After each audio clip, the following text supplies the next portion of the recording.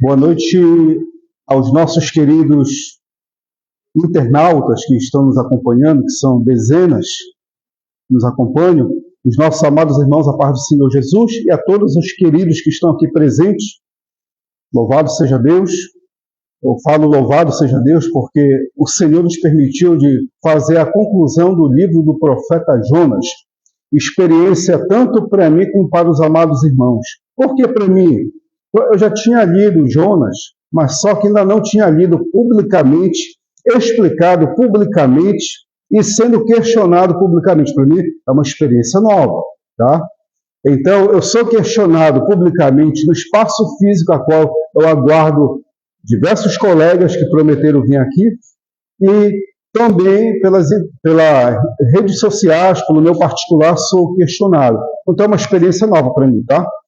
Agora, a questão do livro eu já tinha conhecimento dele, mas é experiência nova para mim como experiência nova para vós. Por quê?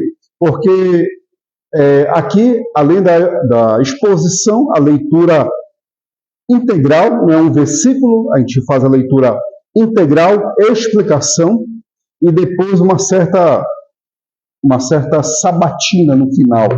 Então, essa é uma experiência muito maravilhosa para ambos, principalmente quem está aqui no espaço físico. Você que ainda não se dedicou a vir ao espaço físico, por favor, venha até nós, para você ficar mais à vontade para aprender a santa palavra de Deus conosco e a gente com vocês, tá ok? Então, queridos, chegou aqui o final do livro do profeta Jonas. Mas você pode perguntar, mas Jeremias, o livro do profeta Jonas não são o capítulo 13 e 4? Queridos, se nós formos ler, somar aqui 10 versículos com mais 11 versículos, 21 versículos. Então, iremos terminar nesta noite o livro do profeta Jonas, que são apenas 21 versículos, somando esses dois capítulos, tá? 21 versículos. Pegando um gancho, tá? Pegando um gancho. No capítulo 1, comentamos a respeito do profeta, em que ele partiu da Galileia, foi da Galileia mesmo que ele partiu, tá bom?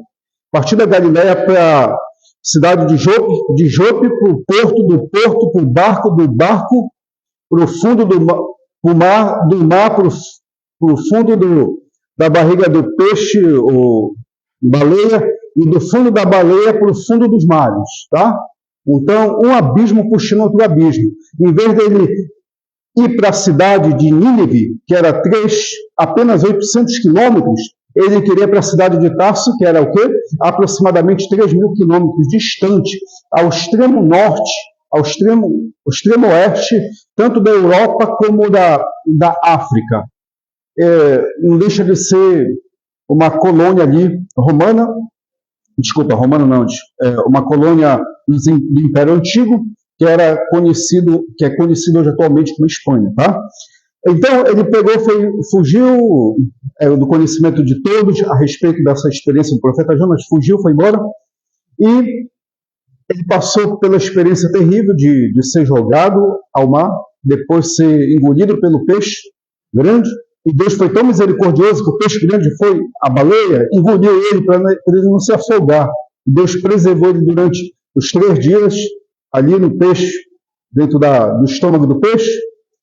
Ele orou, intercedeu a Deus, teve uma experiência possivelmente de morte ou quase morte, pela descrição do capítulo 12 ali. Eu acredito que foi uma experiência de ter contato com o reino dos mortos, porque quando Jesus falou, disse que nenhum sinal seria dado se não fosse o sinal do profeta Jonas, desde o início do seu ministério até ali, no ventre do peixe saindo.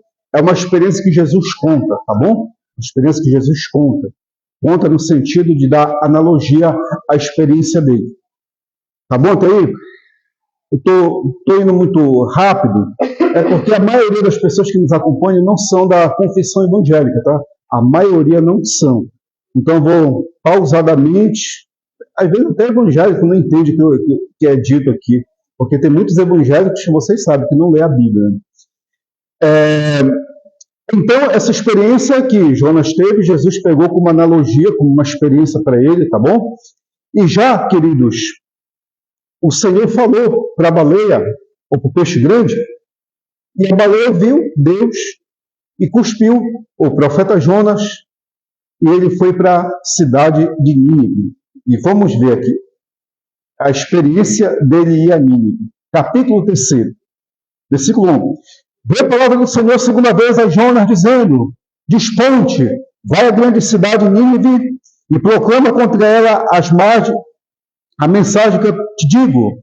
Levantou-se, pois, Jonas e foi a Nínive, segundo a palavra do Senhor. Ora, Nínive era cidade muito importante diante de Deus, e 3 dias para percorrê-la. Começou Jonas a percorrer a cidade a caminho de um dia, e pregava e dizia: ainda 40 dias e Nínive será subvertida. Somente até aqui? Então vamos pegar da explicação sobre isso. Quem foi o fundador da cidade de Nínive? De acordo com Gênesis capítulo 10, versículo 11, foi Nirodes. Nirodes era era um dos filhos de Cão. Cão, filho de Noé. E esse camarada Nirodes fundou Assum e fundou Nínive. Então já percebe-se ali no capítulo 10 de Gênesis que Nínive era uma cidade muito antiga, de milhares de anos. Nirodes, esse filho de Cão, ele era um cara tão perverso, diz o Sagrado Texto que ele era um caçador muito ágil perante o Senhor. Ou seja, todo caçador exige sua força, a sua vaidade. Então, ele sendo um caçador muito forte e muito ágil perante o Senhor, claro que ele exibiu o que é soberba. E diz a tradição judaica, diz a tradição dos antigos, que esse Nirodes, ele gostava, assim, de eliminar seus inimigos de uma forma muito cruel. E ele era um camarada tão árduo, que ele teve a sua fama em todo aquele Oriente, toda a Mesopotâmia.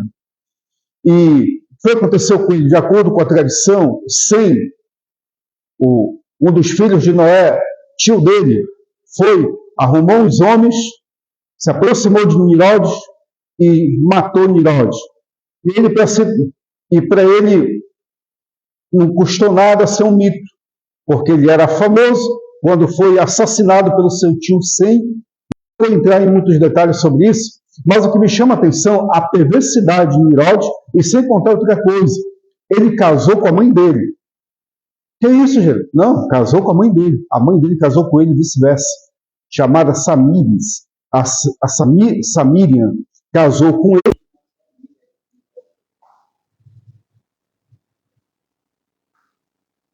Ok? Desculpa, problema técnico aqui, tá? Então,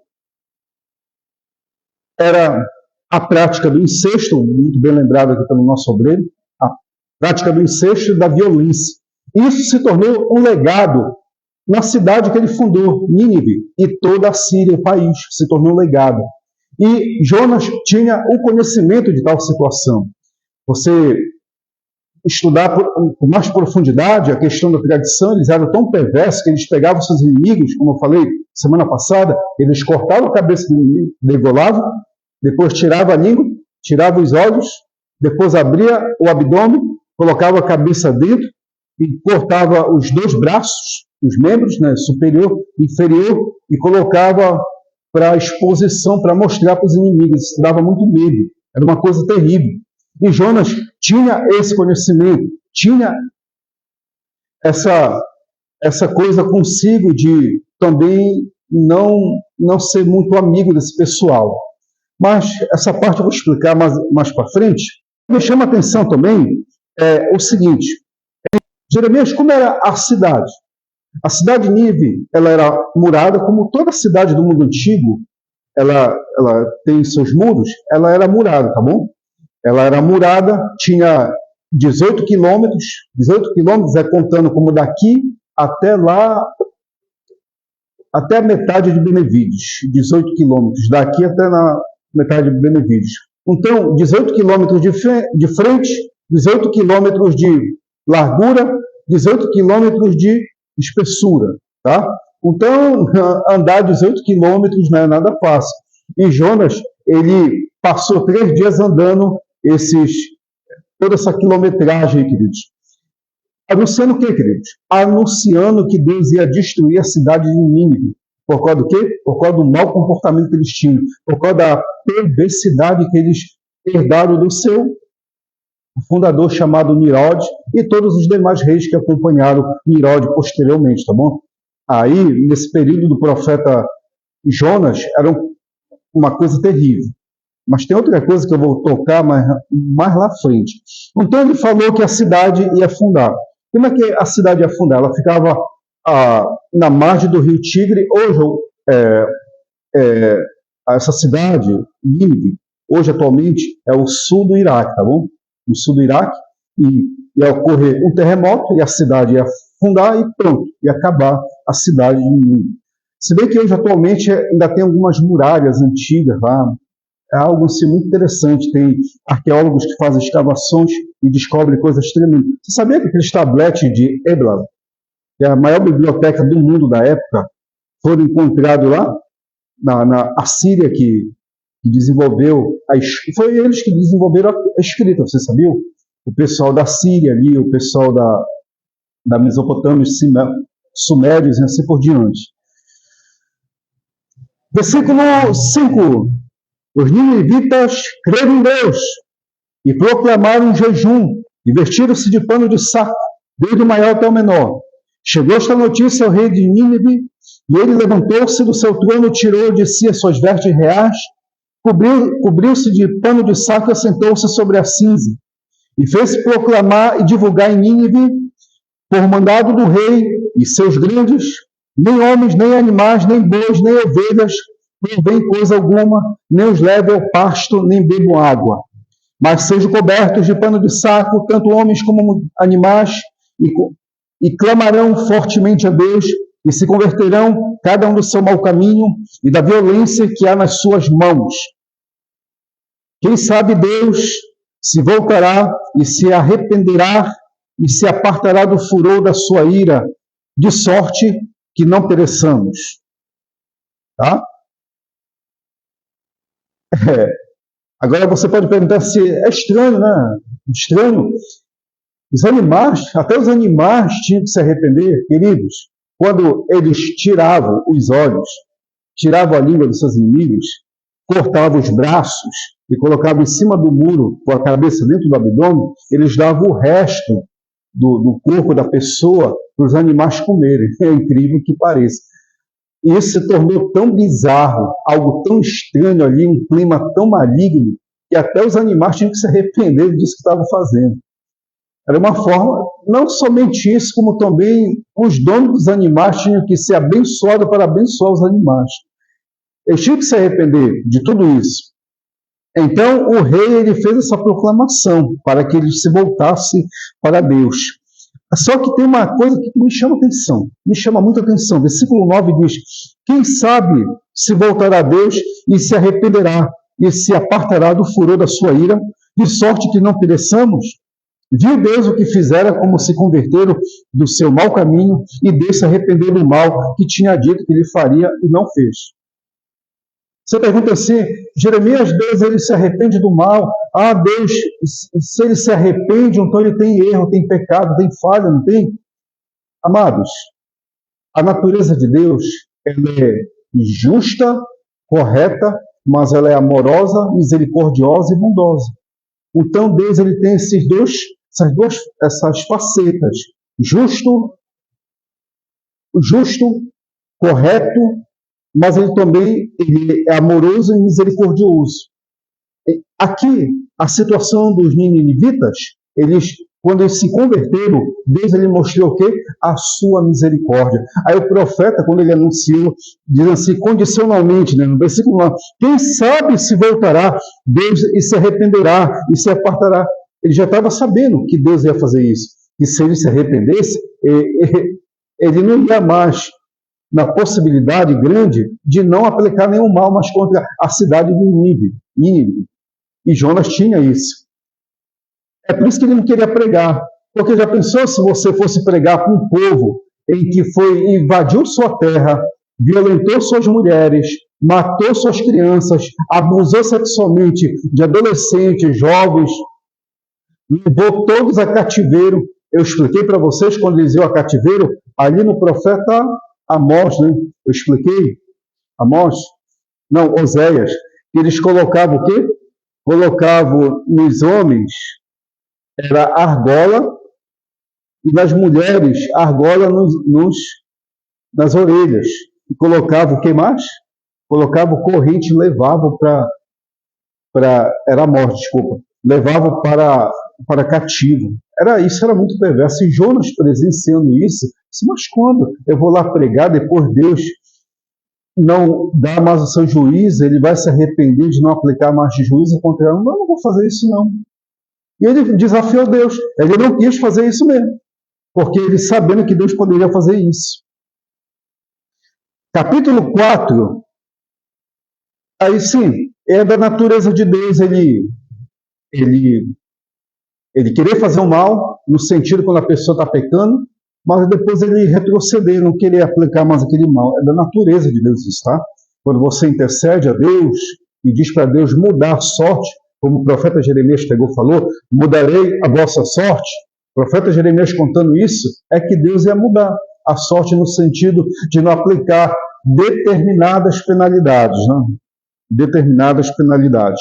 Capítulo 4, versículo 1. Terminando já, o último capítulo. Com isso desgostou-se Jonas extremamente, ficou irado, ficou com raiva de Deus. Ficou de quem? Irado, desgostoso com os homens? Não, foi com Deus. E orou ao Senhor e disse, Senhor, não foi isso que eu disse, estando ainda eu na minha terra? Por isso que me adiantei fugindo para Tarsis, pois sabia que és Deus clemente e misericordioso, tardio em ira-se e grande em benignidade, e que te arrependes do mal. Peço, pois, que, Senhor, tira-me a vida, porque melhor me é morrer do que viver. E a pessoa, ele falar para Deus isso, só eu não admito isso que o Senhor fez. Sinceramente, não admito. O Senhor perdoa aquele pessoal ali, que mata os seus inimigos, estrangula eles de uma forma tão terrível, como eles fizeram com as nossas mulheres, o que eles fizeram com as nossas crianças, o Senhor perdoou eles. Eu não queria que o Senhor desse perdão para eles nada. Já que o Senhor fez isso, perdoou eles, tudo bem? Então o Senhor faz o seguinte, tira a minha vida que eu não tenho mais prazer em viver. Isso é o quê? Chamado arrogância. O arrogante é isso. O arrogante acha que Deus não pode dar perdão às pessoas que cometeram determinados atos terríveis diante dele. Deus pode dar sim. Deus pode dar. Aí o versículo 5 diz, então Jonas saiu, desculpa, é o 4, e disse o Senhor, é razoável a tua ira. Por que é razoável a ira dele? E Deus disse, olha, tu não está errado, tu está certo, é razoável a tua ira. Está certo. Porque eles fizeram tantas coisas perversas e más, e eu considero isso da tua parte. Eu considero isso. Eu não vou desconsiderar o que tu estás sentindo. Então Jonas saiu da cidade, assentou-se ao oriente da mesma, e ali fez uma emanada, e repousou debaixo dela, e a sombra até ver o que aconteceria à cidade. Mas ele ainda tinha, Deus tinha falado para ele isso, né? Mas ele ainda tinha esperança. Ali no sul do Iraque, no sul da cidade de Nínive, ele estava com esperança que a cidade fosse destruída. Ele ainda estava com aquele sentimento de vingança. Por que sentimento de vingança? Porque ele não admitiu tudo aquilo que aconteceu no passado. E Deus vinha perdoar eles. Ele não admitia isso. Outra coisa muito importante, para a gente entender Jonas, para ele chegar nesse estado psicológico, tá bom? Outra coisa importante é que Deus ele punia o povo de Israel, Deus punia os israelitas quando eles pecavam, eles voltavam para o Senhor e Deus punia eles. Quando as nações ímpias pecavam contra Deus, era anunciado a palavra de Deus, em vez de Deus punir os ímpios, o que é que ele fazia? Ele perdoava, né? E também não dava punição. Aí você pergunta se Jeremias, era isso o pensamento de Deus? Sim, era isso. Os israelitas pecavam contra Deus e Deus vinha e os punia. As demais nações pecavam contra o Senhor, ouviu a palavra do Senhor, se arrependia, Deus não punia. Por que isso? Porque há uma diferença, queridos, daquele que conhece a palavra do Senhor e daquele que não conhece a palavra de Deus. E Deus aqui ele dá essa explicação a Jonas, tá bom?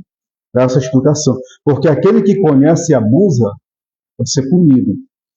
E aquele que não conhece, a possibilidade de ser tirada, a punição é mais do que aquele que conhece, tá bom?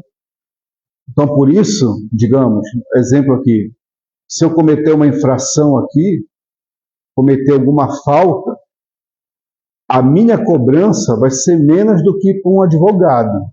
Porque o advogado, o jurista, ele conhece o quê? Conhece os detalhes da lei, tudo da lei, então a cobrança vai ser maior para ele que conhece do que para mim que sou leigo, ou para qualquer um de nós. É assim mesmo Deus trata os seus filhos.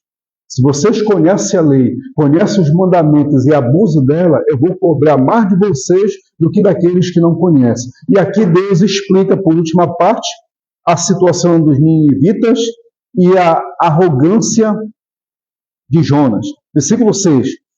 Então fez o Senhor Deus nascer uma planta que subiu por cima de Jonas, para que lhe fizesse sombra sobre a sua cabeça, a fim de livrar do seu desconforto.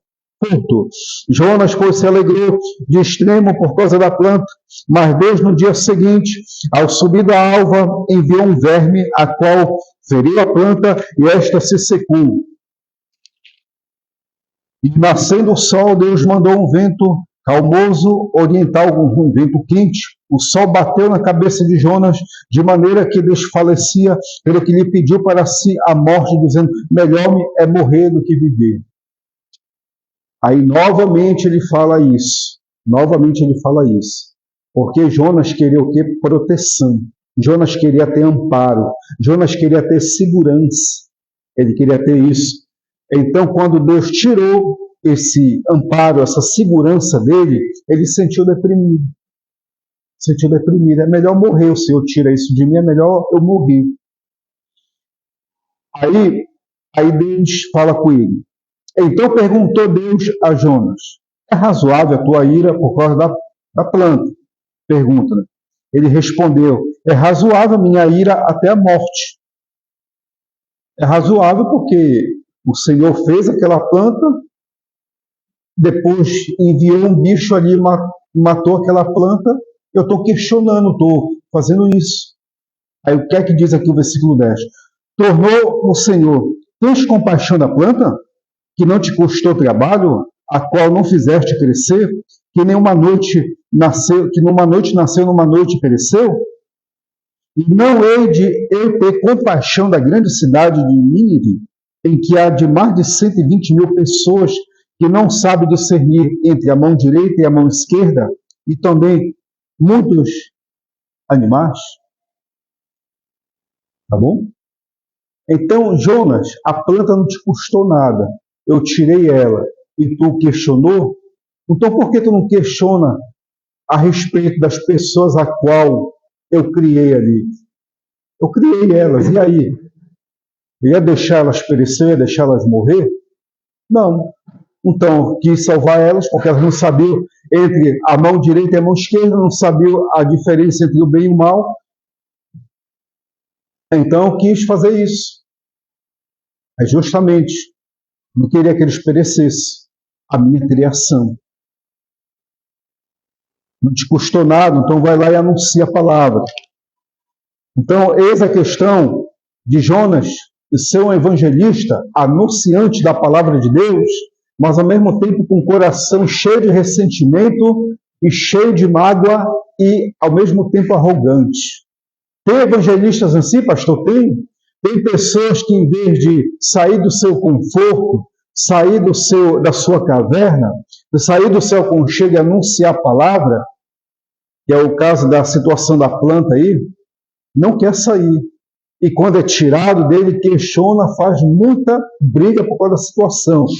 Assim mesmo acontece.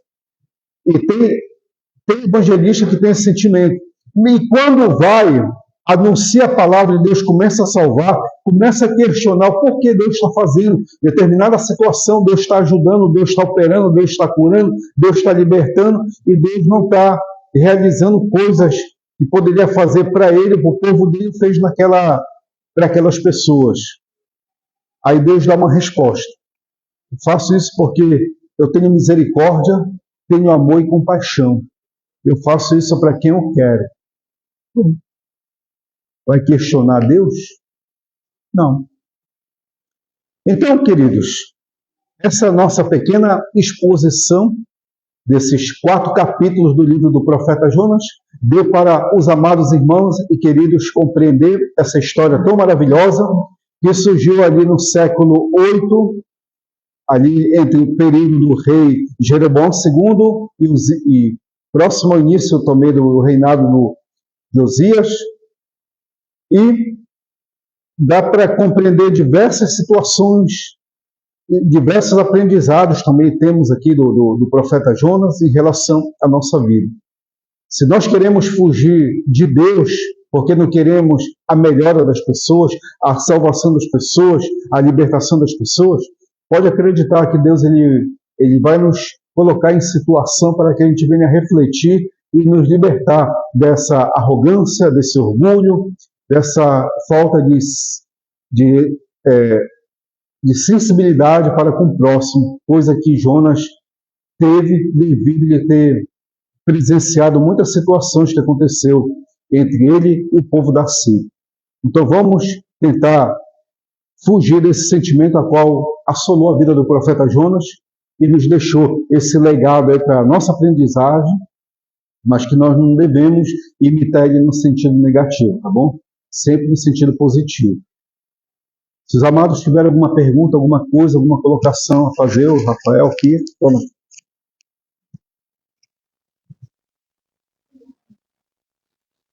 Vamos fazer um momento de tirar. Eu vi um vídeo que Jonas ele não foi à cidade de Nínive porque o povo ninivita matou seu pai, Amitai. Ele matou o pai dele. Eu vi um vídeo, né? Muitos anos, falou, porque ele guardava rancor, né? E também são 2 perguntas. Primeiro essa, e a segunda pergunta, se o senhor responder, é que também me chama assim, a atenção de Jezabel, que fazia eles comerem comida aos ídolos, e aquela Jezabel que era do tempo dos apóstolos, né? E também fala assim também de Baraque, né? E também do profeta, que em vez dele abençoar, né? Ele amaldiçoava, mas Deus mudava a palavra dele, né? Então, essa é a minha segunda pergunta, né? Eu queria que o senhor nos respondesse aí. Acho que a primeira está muito próximo da segunda, né? Em relação a isso.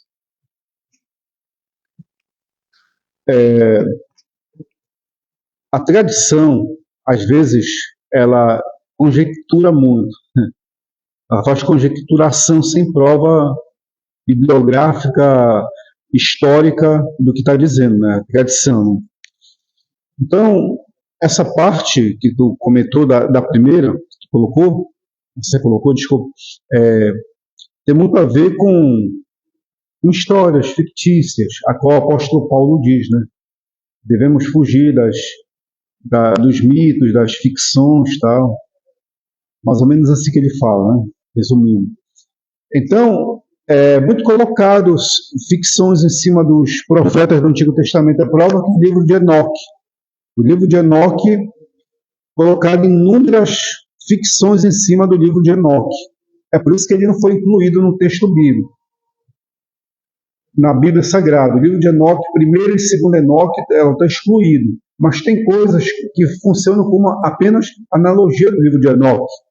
E nós devemos, assim, considerar essas analogias, mas não que sejam verdades históricas. E essa parte que o amado comentou aí, ela tem muito a ver com essas analogias que não são verdades históricas. Né? Aí, quanto à experiência dessa parte de Baraque ali juntamente com Débora, tal, dessa questão de maldição ali, sim, pode ocorrer, sim, pode ocorrer. O povo desejar a maldição de um outro povo, tal, e isso se tornar também um legado entre aquele povo. Olha, é interessante que tocou nesse assunto, que o conflito já vem desde o início, né? Então, Nirod foi morto, possivelmente tradição diz isso, né? Por Sem, seu parente, seu tio, né?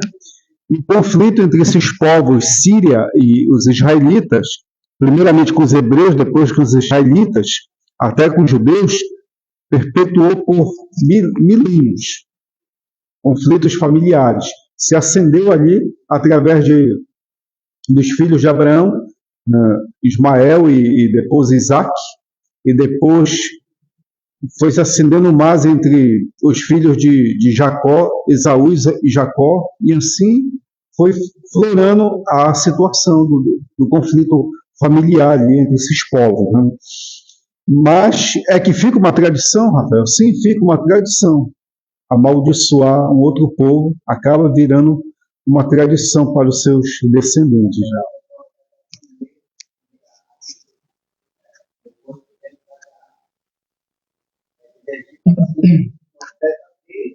Com a noção que aquilo realmente tem uma noção, como também naquele tempo da gente. Sim. Isso é muito sério, né? Muito sério essa questão de receber essas tradições aí, que até hoje. Você sabia que Babilônia ela está viva até hoje? Babilônia, desde o tempo dos profetas até agora, ainda está viva. O Apocalipse 17, 18 fala sobre a Babilônia. Quem é a Babilônia? Mas, pastor Jeremias, a Babilônia não caiu o império político, mas o império religioso permanece. E é uma tradição que vem de milênios, até hoje conosco essa tradição.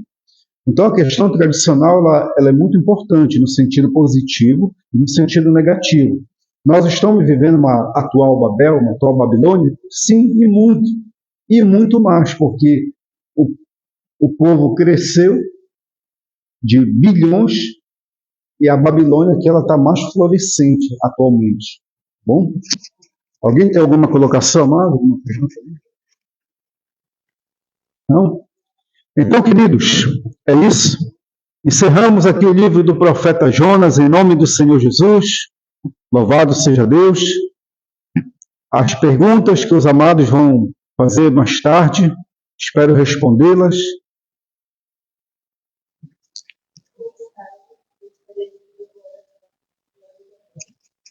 Amém. Vamos, em nome de Jesus, orar pelo Rui Salles. Não somente o Rui Salles, mas todo o pessoal aí que pede oração. Vou orar pelo um parente meu que está precisando de oração aí, a minha prima que está passando uma dificuldade aí. Vou orar também pelo pessoal ali dos Jurunas que estão passando também algumas situações. Em nome do Senhor Jesus, a Igreja Jardim de Deus vai abençoar nossos amados irmãos, em nome do Senhor Jesus. Oremos. Querido e eterno Pai, muito obrigado por esse momento na Tua presença. Teu Espírito Santo atuando poderosamente entre nós, o Teu Espírito Santo agindo sobre nossas vidas. Meu Deus, muito obrigado. Estende as Tuas mãos nesta noite sobre o Rui Salles, sobre sua vida, sobre sua família. Estende sua mão sobre o meu tio Alexandre e a sua filha Daniele. Meu Deus, vai dando vitória sobre suas vidas, sobre nossos amados irmãos nos Jurunas. Vai quebrando toda enfermidade, todo espírito de doença, toda confusão, toda contenda, toda desunião do meio desse povo, do meio das pessoas, do meio desses amados. Sejam eles alcançados pelo poder da Tua graça. O Teu Espírito Santo abençoe profundamente, dando saúde, graça, unção, poder e toda sorte de livramento na autoridade do nome do Senhor Jesus. Pai, muito obrigado pela tua santa e poderosa atuação. Seja o teu Espírito agir e libertar, sarar e curar na autoridade do nome do eterno Jeová, em nome do Senhor Jesus. E o povo do Senhor diga: louvado seja Deus, em nome do Senhor Jesus. Até a próxima, amados. Vamos comentar o livro do profeta Miqueias, em nome de Jesus.